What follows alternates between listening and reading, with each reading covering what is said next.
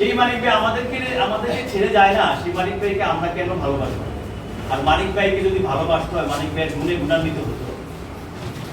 আমরা ক্ষমতার লোভ দেখাবো না, ক্ষমতার প্রভাবও দেখাবো না।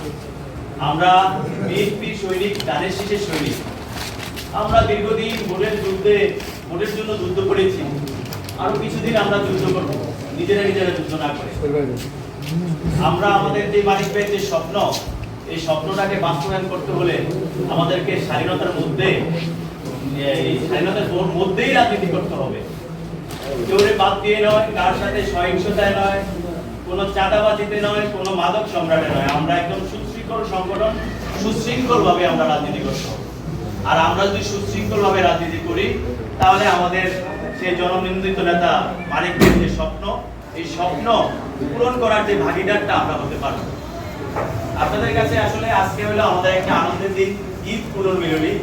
আমি হয়তো একটু বেশি বলে ফেলছি, কারণ নেতাকর্মীরা সামনে থাকলে একটু কথা চলে আসে আর কি। আমরা স্বেচ্ছাসেবক দল একদম সুশৃঙ্খল, সুসংগঠন, একদম স্বচ্ছ একটা দল।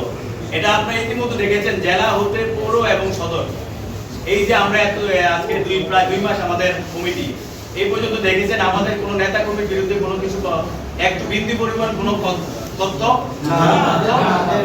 আমরা একদম সুশৃঙ্খল সংগঠন। আমাদের এই সদর থানায় 14টা ইউনিয়নে আমাদের মতন একদম সুশৃঙ্খল এবং স্বচ্ছ সংগঠনে আমরা পরিণত করব। একটা স্মার্ট রাজনীতি, যেখানে আমরা মানিক ভাইকে উপহার দিব যে আমরা স্বেচ্ছাসেবক দল একদম সুশৃঙ্খল, সুসংগঠন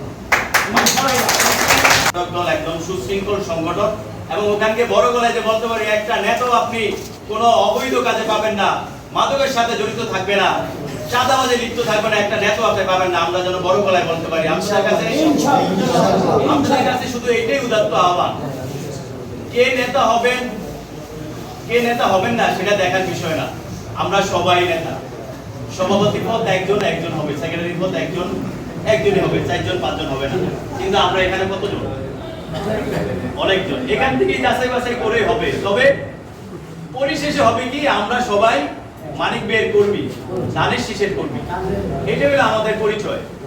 এর চেয়ে বড় পরিচয় কিছু নাই।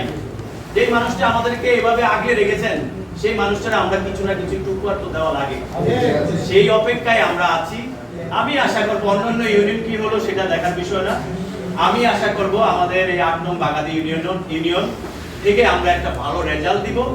বিশেষ করে আমাদের স্বেচ্ছাসেবক দলটা এটার অগ্রণী ভূমিকা পালন করবে ইনশাআল্লাহ। তো আসলে আজকে আমরা যে অনুষ্ঠানে এসেছি, আসলে একটা মহতী উদ্যোগ।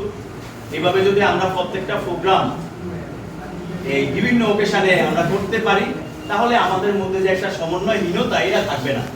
আমরা ঐক্যবদ্ধ হয়ে থাকবো। একটা আমাদের যে কোনো একটা, যেমন জুনায়দুল্লাহ খান বলে গেছেন, যে কোনো একটা অনুষ্ঠানের মাধ্যমে আমরা একত্রিত হওয়া সম্ভব।